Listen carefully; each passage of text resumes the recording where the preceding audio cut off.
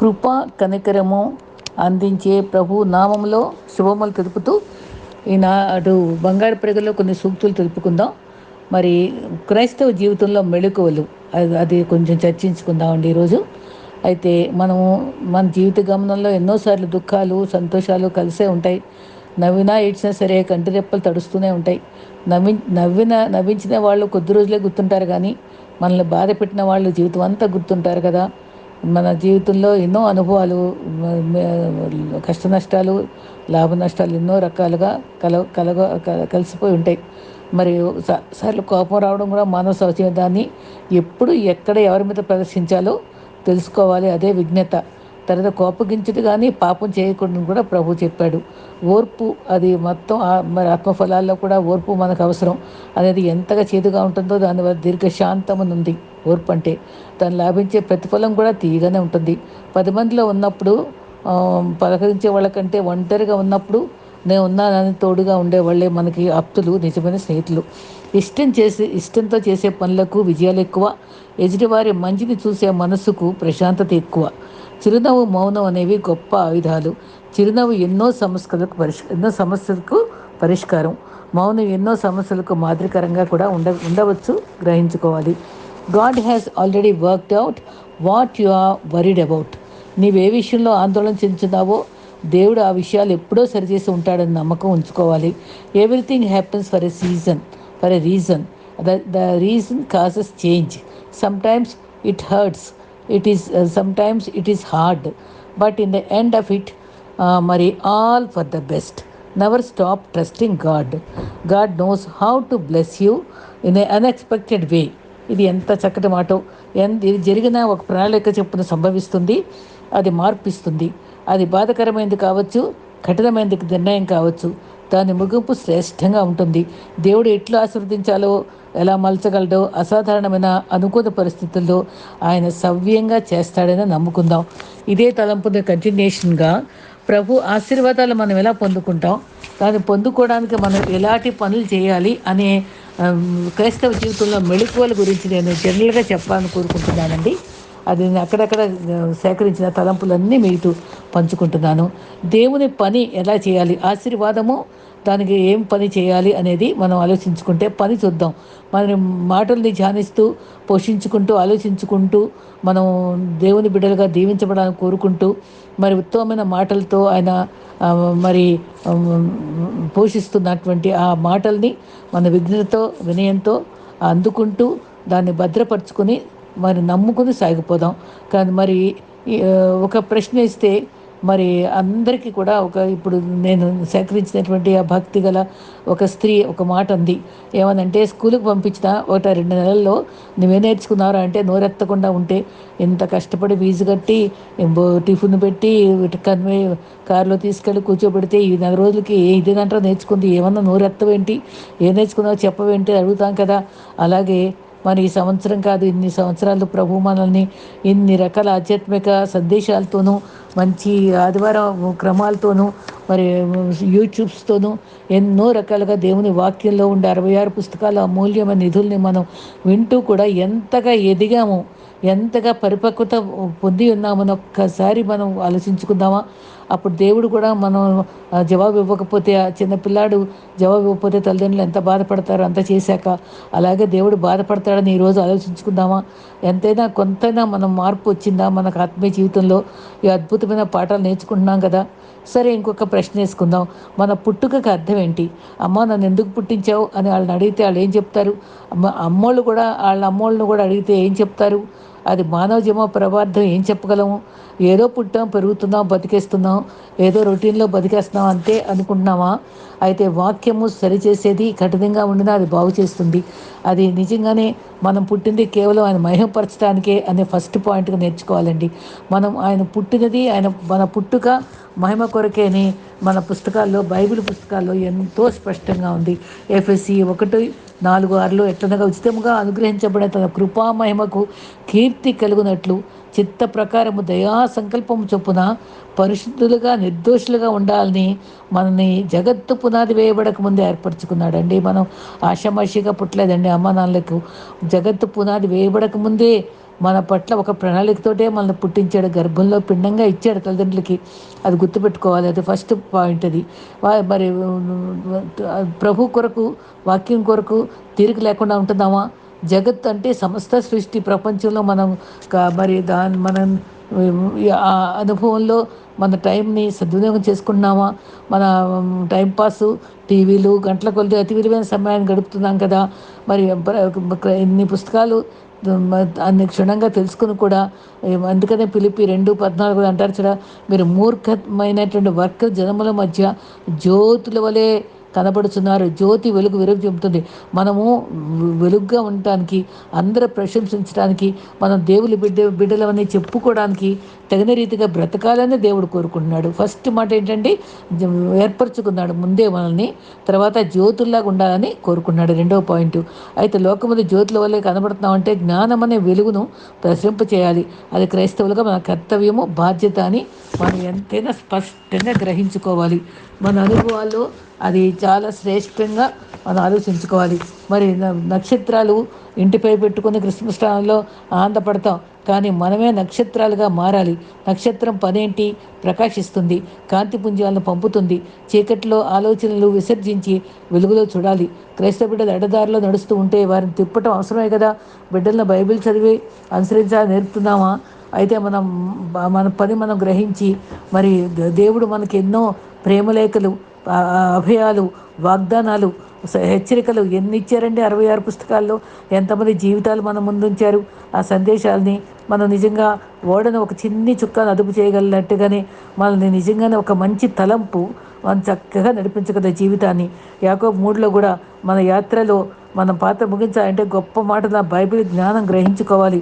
ఆ దిక్సూచి లాంటిది అది, నిజమే దారి చూపించేది. ఎన్నో చరిత్రలు ఆదర్శంగా ఉన్నాయి. మరి మోషే, ఏలియా, యెహోషువ, అబ్రహాము, దెబోరా, ఎస్తరు, రూతు, వీళ్ళందరి జీవితాలు ఒక్కొక్కటి మనం తరచుతరి చూస్తే మరి ఒక భక్తుల యొక్క పేరునే 66 పుస్తకాల్లో రూతు, నెహెమ్యాలు ఉండటం మనం చూస్తున్నాం. నిజంగానండి, పత్రికలకి ఆ పేర్లు పెట్టారనుకోండి, ఏ సంఘానికో, కానీ ముఖ్యంగా ఈ పేర్లకు పెట్టే ఇచ్చారు. ఎస్తేరు గ్రంథం నిజంగా పరిచయం చేస్తున్నా, అది కొంచెం గమనించుకుంటే ఒక దాసికి అమ్మబడింది. అక్కడ ఎంతో వినయంతో మరి వాళ్ళ బంధువు మొద్దకై చెప్పినట్టుగా చేసుకుని లోబడింది. అది అహశ్వరోషు రాజ్యం అంతా 127 సంస్థానాలు గల గొప్ప రాజు. ఎస్తేరు 1:1 హిందూ దేశము నుండి కూషు దేశం వరకు, అంటే అంత సామ్రాజ్యాన్ని అధిపతి అయినటువంటి తను ఎస్తర్ని మరి తన దయ పొందటం, కనికర పడి మరి ఎన్నో సుగంధ ద్రవ్య పరిమాణాలు, వస్త్రాలు స్పెషల్గా ఉంటే కూడా తన సింపుల్గా కోరుకుని తన అంటే అంత అలంకారాలు ఎక్కువగా కలిగి ఏదో బాహ్య అలంకారం పెట్టుకుంది, కానీ మరి ప్రభు వెంబడించింది కనుక తనలో ఉండే ఆ లోపల కాంతి అది గుర్తించబడే రీతిగా అది. ఈ మధ్య ఒక సాక్ష్యాన్ని నేను విన్నానండి. ఒక మాంక్ అది చైనా వాళ్ళే, మరి అది వాళ్ళ ఇంటికి వస్తే తను కూడా వెళ్ళిందట. వెళ్ళినప్పుడు తను మంచి విశ్వాసి, ఈ మధ్య ఎక్కువగా ఎదుగుతుంది తను. ఆయన మాంక్ ఎక్కువగా మాట్లాడరు కదా, అయినా సరే ఆయన ఈ అమ్మాయిని తేరి చూసి, నీ ముఖంలో దేవుడు కనపడుతున్నాడమ్మా అని ఇంగ్లీష్లో చెప్పాడటండి. అతను చాలా ఆశ్చర్యపడింది. మాకు సాక్ష్యం చెప్పినప్పుడు నిజంగా నాకు ఎంతో ఆనందం కలిగింది. ఏంటంటే, అందరూ నాలో యేసుని చూడా, ఆత్మతో నన్ను నింపుము దేవా, సర్వచిత్తంబు నీదేనయ్యా. చూడండి, అందరూ నాలో యేసుని చూడ, ప్రతి చోటని సాక్షిగా ప్రభువాని నుండు నాట్లు, ఆత్మాభిషేకం నిమ్ము ఆత్మీయ రూపుండ. ఇది చూడండి ఎంత చక్కటి భావంతో పాడారో పాటలు. నిజంగానండి, మనం అటువంటి అనుభవంలో ఉండాలనే మనం కోరుకుంటున్నారు. మరి ఎన్నో రకాలుగా మరి అందరికీ దయ కలిగింది, చూసిన వాళ్ళందరికీ దయ కలిగిందంటే ఎస్తేరు పట్ల. అట్లా మన జీవితాలు ఇతరులకు దయ కలిగించేదిగాను, మనలో ప్రభు ఉన్న జీవితాలుగా మనం ఉండాలి. మరి దేవుడు పేతురుతో కూడా రాయించేది అనుభవంలో మరి అక్షయమైన అలంకారాలు మనకు కావాలి. అది అంతఃకరణ శుద్ధి కావాలి. దేవుని బలాన్ని వెతకాలి. తర్వాత మనం బైబిల్ సరైన దారి చూపుతుంది కాబట్టి అది మన జీవితాల్ని మరి జాగ్రత్తగా జీవించి నేర్చుకోవాలి. ప్రవర్తనలో జాగ్రత్తగా ఉండాలి. భార్య మనం సరిగ్గా లేకపోతే కళ్ళదును తప్పితే భార్య నష్టం తప్పదు. మన కళ్ళును జాగ్రత్తగా ఉంచుకోవాలి. మన నేత్రాశ శరీరాశ జీవభ్రమం పట్ల ప్రత్యేకత ఉంచుకోవాలి. మరి మార్కు 19:26 దేవుడిచ్చిన గొప్పతనం తెలియాలి. నీవెవరో ముందు మనం తెలుసుకోవాలటండి. జయించే శక్తి నీకుందో లేదో ముందు గ్రహించుకోవాలంటండి.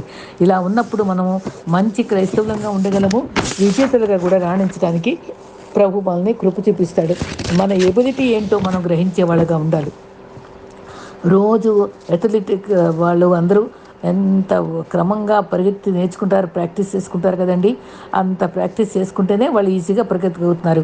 మరి చక్కగా స్టూడెంట్ చక్కగా తరువుగా పుస్తకం చదువుకున్న వాడైతే పరీక్ష అంటే భయమే ఉండదు. ఆషామాషిగా వెళ్ళి కళ్ళు మూసుకు రాసేస్తాడు. అలాగే మనం అటువంటి అనుభవంలో మనం ప్రభులో వాక్యంలో అభ్యాసం చేసుకున్నప్పుడు మన చక్కని జీవితాన్ని తేలిగ్గా శ్రమపడక్కర్లేదు, ప్రశాంతంగా గడిపేయగలం. మనకు అసాధ్యమైన సుసాధ్యం చేసే దేవుణ్ణి మనం హత్తుకోవాలి. మరి యెహోషువ 1:3 మరి ఎంత చక్కటి వాగ్దానం ఇచ్చాడు. నువ్వు అడుగుపెట్టు ప్రతి స్థలం నీకు ఇస్తాను, నిన్ను విడువని ఎడబాయను. అందుకని ప్రభు మనల్ని చక్కటి అనుభవాలు తీసుకొస్తాడు. కాబట్టి realise the greatness of God. ఆయన యొక్క ఔన్నత్యాన్ని గుర్తుంచుకోవాలి. ఆయన వాగ్దానాలను నమ్ముకోవాలి. యెషయా 41:10, 43:1 నిర్మించిన వాడు పేరు పెట్టి పిలిచాడు. నీవు నా సొత్తు, జనముల్లో దాటినప్పుడు తోడుగా ఉంటాను, నదులు పొంగి పొరలవు, అగ్నిలో వేసినప్పుడు కాలిపోవు. కాబట్టి ఆ రీతిగా మనం ధైర్యం తెచ్చుకోవాలి. గురి యొద్దకే నడవాలి, పట్టుదలతో జీవించాలి. ధనమున్న మరి నిత్య జీవాన్ని పొందలేని వారిగా ఉండకూడదు. చరిత్ర తిరగరాయగలగనము అంటే క్రీస్తుతో మనం మంచిగా నడిచేదనే ప్రభు యేసుతో అని సాగిపోవాలి. యేసే అన్నీ సాధించి మనల్ని నడిపించే దేవుడు. నిత్య జీవితానికి వారసులుగా ఉండేదే మన జీవిత గమ్యం కావాలి. క్రైస్తవులకి సోమరి క్రైస్తవులు బద్ధకస్తులుగా జీవించడం అది చాలా అసభ్యకరమైన అనుభవం. కాబట్టి మన జీవితాలను బట్టి మన మూలాన్ని నిందిస్తారు. అబ్బాయి ఎలా పెంచారమ్మా మిమ్మల్ని అని మన తల్లిదండ్రులు నిందిస్తారు. కాబట్టి అది జాగ్రత్తగా మన ప్రవర్తనకు చూసుకోవాలి. మరి మరి కళ్ళను కూడా అదుపు చేసుకోవాలని నేను చెప్పడం జరిగింది. అయితే ప్రతి ఆశీర్వాదానికి అడ్డదారులు ఉండవటండి. ఆశీర్వాదం అందరూ కోరుకుంటాం. అది దానికంటే విలువైనది ఫెయిల్యూర్స్ తప్పు మనకు, కానీ షార్ట్ కట్స్లో సక్సెస్ కోరుకోవడం తప్పు. మరి హెబ్రీ 11 విశ్వాస వీరులందరిలో అబ్రహాం కూడా సమయం వచ్చినప్పుడు అబద్ధం ఆడాడు. భార్య మాట విని హాగర్ని చేర్చుకున్నాడు. అయినప్పటికీ దేవుడు తనని ప్రేమించాడు. లోతుని అడ్డగోలు ప్రవర్తించే లోతుని ప్రేమించాడు అబ్రహాము. అయినా దేవుడు తను కలుగజేసుకొని తను సహాయపడ్డాడు. యాకోబు పట్ల కూడా వాగ్దానం ఉన్నప్పుడు తను ఎంతగానో వాగ్దానం సంపాదించుకుని కూడా తీరా మామదరికి వెళ్ళిన తర్వాత ఆ ఇద్దరు భార్యల కోసమని ఎంత ఊడిగాలు చేసి అది గమ్యం మర్చిపోయాడు. అయినా దేవుడు వదిలిపెట్టలేదు. ఆ పట్టుదల ప్రార్థనతో తను రికవర్ చేసుకున్నాడు. మోషే హత్య చేశాక 40 సంవత్సరాలు మెరుగైపోయిన బర్నింగ్ బుష్ దగ్గర మళ్ళీ మాట్లాడి గొప్ప లీడర్గా చేసుకోలేదా? యెఫ్తాను కూడా నాయకుడు అయ్యాడు. మన జీవితాల్లో ఫెయిల్యూర్స్ తప్పవు కదండి. ప్రభు అన్నీ పెళ్ళగించి విరుగ్గట్టు నాటక శక్తిమంతుడు మనకు ఆశీర్వాదం ఇచ్చి ఆయనకు మనకు పని ఇచ్చి దేవుడు మనల్ని వాడుకుంటాడని గుర్తుపెట్టుకోవాలి. తర్వాత మరి సక్సెస్ఫుల్గా ఉండటానికి నిజంగానండి రక్షణ అనేది చాలా అవసరం. రక్షణానుభవం ఒక మొదటి స్టెప్పు. అపోస్తల కార్యం 16లో మరి పౌలు శీలలు చెరసాల్లో ఉన్నప్పుడు వాళ్ళు అసలు ఆత్మహత్య చేసుకోవాల్సిన బలహీనతలో ఉంటే వాళ్ళు పాటలు పాడుతూ కూర్చున్నారు. అసలు జైలరు ఆత్మహత్య చేసుకోవడానికి సిద్ధపడ్డాడు. తర్వాత వీళ్ళ సంతోషాన్ని, వీళ్ళ అద్భుతమైన అనుభవాలు చూసి రక్షణ పట్టడానికి ఏం చేయాలని కోరుకున్నాడు. నిజంగానండి ప్రభు బిడ్డల యొక్క మరి ఆ అనుభవాల్లో మరి జాగ్రత్తగా ఏ విధంగా స్తుతించుకోవాలో మనం నేర్చుకోవాలి. గతంలో ఉండే కష్టాలన్నీ మర్చిపోవాలి. దేవుడు మనకు తోడుగా ఉంటాడని ధైర్యం తెచ్చుకోవాలి. యోసేపు ఫలించడు కొమ్మగా ఉన్నాడు, కనికరం పొందాడు, అభివృద్ధి పొందాడు, శత్రులపై విజయం పొందాడు. ఆ ప్రభు మనకు తోడుగా ఉన్నాడని కష్టాలు ఆయన వైపే చూస్తూ సాగిపోతే మరి అన్యాయాలు సహిస్తే దేవుడు మనల్ని కూడా వృద్ధిలోకి తీసుకొస్తాడని నమ్ముకుందామండి. తర్వాత సమయాన్ని వినియోగించడం అనేది చాలా అవసరం. ఎప్పుడు కూడా అదే అనుకుంటాం. ఎఫ్ఎస్సి 5:15లోనూ దినములు చెడ్డవి గనుక సమయం సద్వినియోగం చేసుకోవాలి, జ్ఞానులుగా ఉండాలి, అజ్ఞానంగా ఉండకూడదని పదే పదే జ్ఞాపకం చేయబడుతున్నాం. మనం మనుషులతో చాట్ చేసుకుంటూ గడుపుతూ బదులు దేవునితోనే భక్తులు చాట్ చేశారండి. మనం కూడా దేవునితో చాట్ చేయాలన్నాడు. అది చాలా చక్కటి మాట. మరి మన మంచి ఇతరులు చెప్పేటువంటి సందేశాలను మాత్రం మనం ఎప్పుడు త్రోసిపెట్టకూడదు. చెడు మార్గాలను చెడు వ్యక్తులతో సహవాసం చేయకూడదు. కష్టార్జితులు ఇతరుల వశం చేయకూడదు. హృదయ పూర్తిగా మన గద్దించిన వాళ్ళని మనం గౌరవించాలి. ఉపదేశాలని మనం వింటూ ఉండాలి. మరి మరి చాలా చాలా వరకు మరి 100 మందికి మనం సహాయం ఆత్మపూర్ణులుగా ఉండాలి. తర్వాత లోకం నుంచి పాపం నుంచి ప్రత్యేకించుకుని పరిశుద్ధతకు దాసులు అవ్వాలి. ఆమెన్ అనువాడా స్తోత్రం అని మనం ఏం కోరుకుంటే దానికి ఆమెన్ అనే దేవుణ్ణి మనం ఆశ్రయించుతాం. యథార్థవంతంగా జీవించాలి. వాడబారిన మహిమ కిరీటం కోసం చూసుకోవాలి. మరి రక్షణ పొందే అనుభవం తర్వాత మన యొక్క క్రియలు మరి దీపస్తంభం మీద పెట్టిన రీతిగా నలుగురికి మన సాక్ష్యం ఎక్స్పోజింగ్గా ఉండాలి. బాప్టిజం తర్వాత ఎంత చక్కగా ఈ 5 పాయింట్లలో ఉన్నారు. అపోస్తల బోధ యందు ముందు బాప్టిజం, అపోస్తల బోధ, సహవాసమందు, రొట్టె విచిరి యందు వీళ్ళందరూ కూడా ఐక్యతతో ఉన్నారు, ఎడతెగక ఉన్నారు. అపోస్తల కార్యాలు 2:41-42లో ఇవన్నీ మనం చూస్తూనే ఉంటాం.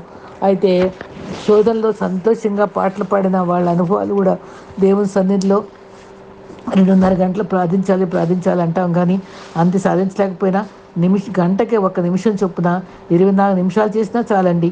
కొద్ది సమయం వాక్యం చేసుకుంటూ మనం ప్రార్థన చేసుకుంటూ దేవునిలో గడపటం మనకు చాలా అవసరం. జార్జి ముల్లర్ గారు, బిల్లీ గ్రాహం గారు, భక్త్ సింగ్ గారు ముగ్గురు చోట గదిలో గడిపినప్పుడు అటండి తెల్లవారుజాము గమనిస్తే మరి ఒకరేమో 3-6 దాకా ప్రార్థించారట, ఇంకొక ఏమో 4-7 వరకట. భక్త్ సింగ్ గారు అయితే అసలు బయటికి రాయదట 3 గంటలు చేశాక. అప్పుడు ఆయన అడిగారట, ఏంటి బయటకు రాదంటే, ప్రభు నాకు బయటకు రమ్మని సెలవు లేదన్నారంట. నిజంగా ప్రతి చిన్న విషయానికి భక్త్ సింగ్ గారు ఎంత చక్కగా దేవుణ్ణి సంప్రదించేవాడండి. మరి క్రాప్ వేసుకోవడం కూడా అడిగేవాడట. బిచ్చగాడికి బిచ్చం వేసినప్పుడు కూడా అది దేవుని చిత్తమా కాదా అని సంప్రదించుకునేవాడట. దావీదు కూడా అన్నీ సంప్రదించాడండి. అంత సన్నిహితంగా ప్రభుతో ఉంటే మనకి ఎంత భూలోకంలోనే పరలోకంగా ఆయన సహవాసం మనకు ఉంటుందండి. విశ్వాసం చేయి పట్టుకుని మరి నిజంగా మరి ఎలా ఉన్నాయంటే మన సంఘాలు ఉట్టినే పుణ్యక్షేత్రాలు దర్శించే దేవాలయాలుగా ఉన్నాయి, కానీ హృదయపూర్తిగా ఆరాధించే మరి స్థలాలుగా మనమే అందరం పవిత్రతో చేసుకోవాలండి. మంచిగా ఎబ్బేసు ప్రార్థనలో నిజంగానండి 4 మాటలు కూడా ఎంత విలువైన మాటలండి. నిజముగా నువ్వు దీవించు, నిశ్చయంగా దీవించు, కీడు నుంచి నా తీసేసేయి, నా సరిహద్దు విశాలం చేయి, నాకు తోడుగా ఉండు అన్నాడు. మనం రోజు కూడా మనకు తోడుగా ఉండాలి అని ప్రార్థన చేసుకుంటూ సాగిపోవడం మనకు చాలా చాలా అవసరం. మన జీవితాల్లో 10 మందికి చేయలేకపోయినా మనం ఒక్కరికైనా సహాయపడటానికి ప్రయత్నించాలి. 100 మందికి చేయలేకపోవచ్చు, ఒక్కరికైనా చేయాలి. ఆహారం రుచిగా లేదని ఫిర్యాదు చేసే ముందు తినటానికి ఏమి లేని పేదవాడిని గుర్తుపెట్టుకోవాలి. అందుకని నాకు ఆకలి కొంటే నేను ఆహారం ఇచ్చావా, దప్పికుంటే దాహం ఇచ్చావా అని ప్రభు సూటిగా అడిగాడు. ఇతరుల గురించి ఆలోచించుకుంటూ మనం ఇతరుల గురించి ఆలోచిస్తూ వాళ్ళ లోపాలను గుర్తుంచుకుంటే మనల్ని ఎవరిని ప్రేమించలేదు. నిన్ను వల్లే మమ్మల్ని పొరుగువారిని ప్రేమించాలనే అది దేవుని ముందు, తర్వాత వేరే వాళ్ళని మనం ప్రేమించడానికి మరి ఆలోచించుకోవాలి. ప్రేమపూర్వకంగా పలకరించడం అదే మనకి ఇతరులకు ఇచ్చే మన గిఫ్ట్ అని గమనించుకోవాలి. సహాయం చేయడానికి మన దగ్గర ఉన్నది ఆ డబ్బు ఉండక్కర్లేదు, కానీ మంచి మనసు ఉంటే చాలండి. నువ్వు ఎంత ఇస్తున్నావో ముఖ్యం కాదు కదండి, ఎంత ప్రేమతో ఇతరులకి పరిచర్య చేస్తున్నావో, ఏది ఇస్తున్నావో అది గమనించుకుంటాం. మన చేత కాకపోయినా ప్రభువు మనల్ని చూస్తాడండి. గొప్ప సేవలు చేయకపోయినా చిన్ని చిన్ని సేవలు గొప్పగా చేయడం చాలా గొప్పది. ప్రోత్సాహంగా లేదని మనం పనులు వాయిదా వేయకూడదు. మనం ఏమి గురి చూచి పందెంలో ఓపికగా పరిగెత్తమని పౌలు మన హెచ్చరించాడు కదా. సమయము, స్నేహం కూడా 2 విలువైనవే. పోగొట్టుకున్నాకే దాని విలువ గ్రహించుకుంటాం. జ్ఞానము అమాంతంగా పొంగిపోరదు, మనం అంచెలంచెలుగా దాన్ని మనం ఉపయోగించుకోవాలి. కాబట్టి మనకు పావురాల వలె పవిత్రంగా ఉంటుంది, నిష్కల్మషంగా ఉంటుంది చూసుకోవాలి, వినయంగా ఉంటుంది చూసుకోవాలి. మరి ముఖ్యంగా మరి కష్టపడాలి, ప్రయత్నం చేయాలి, ఉత్తమ లక్ష్యాన్ని గురి చూసుకొని ఉంచుకోవాలి. గొప్ప పనులు పట్టుదలతో చేసుకుంటూ, చేసే పని ఇష్టంగా చేసుకుంటూ, నమ్మకంగా ఉంటూ సాధించగలమని నిరీక్షణతోని మనం దేవుని వైపు చూస్తూ మన యొక్క పందెంలో మన జీవిత రంగంలో మనం సక్సెస్ఫుల్గా మనం ఎన్ని రకాల పార్ట్స్ చేస్తున్నామండి, ఎన్ని రకాల ఆ, మరి మ్, ఏ- ఒక వ్యక్తి అయితే ఒక మ్యాన్ అయితే మాత్రం ఒక తండ్రిగా ఉంటాడు, ఒక భా భార్యకి భర్తగా ఉంటాడు, పిల్లకు మరి తండ్రిగా ఉండటమే కాకుండా ఒక స్నేహితుడిగా ఉంటాడు, ఒక ఉద్యోగికి సబార్డినేట్గా ఉంటాడు, లేక బాస్గా ఉంటాడు. ఎన్ని రకాల ఆ, అవతారాలు ఉంటాయండి ఒక వ్యక్తిలో. అవన్నీ కూడా ఒక స్త్రీకి అయితే ఇంకా ఉంటాయి ఎక్కువ. ఇవన్నిట్లో కూడా మరి మన శక్తితో మనం ఏమీ సమర్థవంతులం కాలేము. ప్రభు చిత్తంలోనే మనం అన్ని రకాలుగా మనం చేయగలము. అయితే సహృదయము కరుణ ఉన్న వ్యక్తి సమాజాన్ని జయిస్తాడట.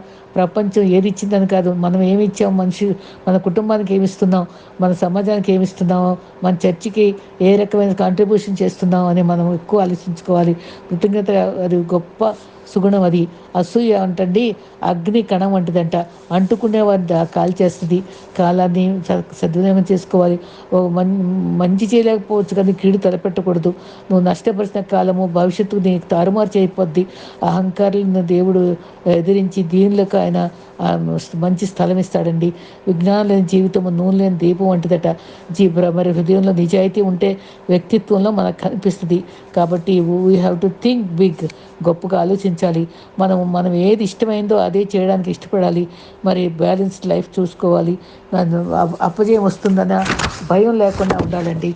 తర్వాత మరి మన యొక్క గమ్యంలో వ్యావరంగా ఉండకూడదండి. గురి చూసి నమ్మకంగా పట్టుదలగా మనం ముందుకు సాగిపోవాలి. మరి క్రియాత్మకమైన పనులు చేయాలి, కబుర్లు చెప్పటం కాదు. మరి ఆశావాదంగా ఉండాలి, పాజిటివ్ యాటిట్యూడ్ ఉంచుకోవాలి. మరి మన శక్తుల ఎడల దేవుడిచ్చిన శక్తులను నమ్ముకోవాలి. మరి డిస్కరేజ్మెంట్ అనే దగ్గర రాకూడదు. హార్డ్ వర్క్ చేయడానికి ఇష్టపడాలి. మనం ప్రభు వైపు చూస్తూ మన జీవితాన్ని సమర్థవంతంగా సాగిపోవాలి. ఈ మెళకువలన్నీ నాకు నచ్చినాయండి. అది అందుకని నేను ఒక టాపిక్గా కాకుండా జనరల్గా నేను ఎలాగా పనిచేయాలి, మనము ఎలాగ దేవుని ఆశీర్వాదాలు పొందుకోగలము, ఎలా వ్యక్తిత్వాన్ని మనం మెరుగుపరుచుకోగలమనే కిటుకులు నేను చెప్పడానికి నేను ఇష్టపడ్డాను. మరి ఇంకొక టాపిక్తో మరి రేపు చెప్పుకుందాం. ప్రభు మన అందరినీ దీవించుగాక. ఆమేన్.